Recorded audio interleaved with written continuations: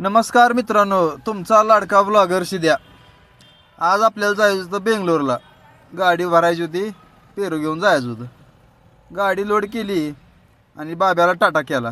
तोपर्यंत जानी म्हणली मला शाळेत सोडा. तिला घेतलं आणि शाळेत सोडलं. गोडशेनं फोन केला आणि ही म्हणला पेनूरच्या पंपात. इथं आलो. मॅनेजर साहेबांचं काय सकाळी सकाळी काम चालू होतं. त्यांची गाडी घेतली. तोपर्यंत रोह्या आला. चल म्हणला पुरी भाजी सांगतो. खाऊ म्हणलं आता काय सकाळी नाही कशाला म्हणायचं आहे. पुरी भाजी ती खाल्ली. तिथनं पोरांना घेतलं आणि आलो शेतकऱ्या रानात. तिथं कॅरेट ती भरायला सुरुवात केली. इकडं आणखी कॅरेट भरायला सुरुवात होती आणि कॅरेट ती भरून झाल्यावर आपली गाडी लोड करायला सुरुवात केली. पोरांनी लोड ती केली आणि आलो संध्याकाळी पंपात.